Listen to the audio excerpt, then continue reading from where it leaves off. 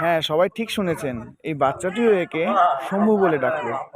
এই ষাঁড়টির নাম এখানে শম্ভু। এই নন্দী মহারাজ একদমই ঠান্ডা স্বভাবের, কখনোই কাউকে কোনো রকম আঘাত করে না।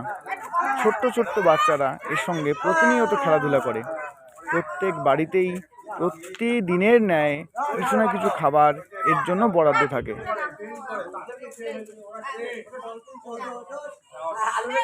দেখুন কি সুন্দর বাচ্চাগুলোর সঙ্গে খেলা করছে, কোনো রকম বিরক্তি নেই।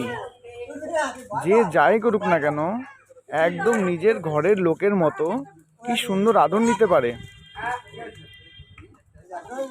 কথাতেই তো আমরা জানি রতনে রতন চেনে, ঠিক তাই এই নন্দী মহারাজ মানে আমাদের এই শম্ভু ঠিক এই বাচ্চাগুলোকেও ঠিক একই রকম ভালোবাসতে শিখে গেছে। দেখুন একটু খেয়াল করে, যে যেমন পাচ্ছে ঘাড়ে উঠছে, আদর করছে, কিন্তু তার কোনো রকম বিরক্তি নেই।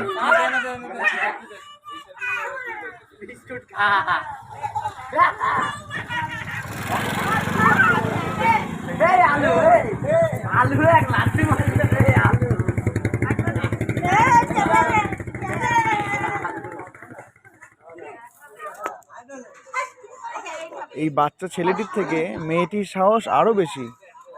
দেখুন কি সুন্দর শম্ভুর পিঠে উঠে খেলা করবে নির্ভয়ে। শম্ভুও ঠিক তেমনই চুপ করে থাকবে।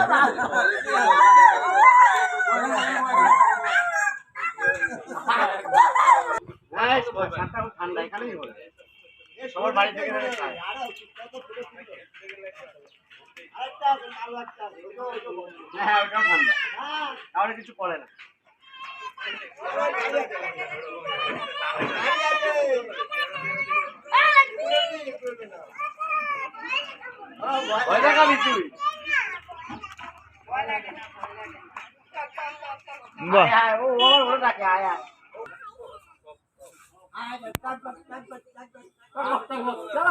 দেখুন বাচ্চা মেয়েটি কি সুন্দর খেলা করছে। ষাঁড়টিকে বলছে শম্ভু চল। শম্ভু ঠিক এরকমই প্রত্যেক দিন এর কাছ থেকে আদর নেয়। কি সুন্দর খেলা করে। এদের মুখে শুনলাম রাখি পূর্ণিমার দিন নাকি রাখি পরিয়ে দিয়েছে, কিন্তু কখনোই কাউকে আঘাত করেনি। যতই দূরে চলে যাক শম্ভু নামে ডাকলে ঠিক ফিরে আসে। সে তার খাবার খাবে এবং আবার সে ফিরে যাবে, কিচ্ছু বলবে না। হর হর মহাদেব।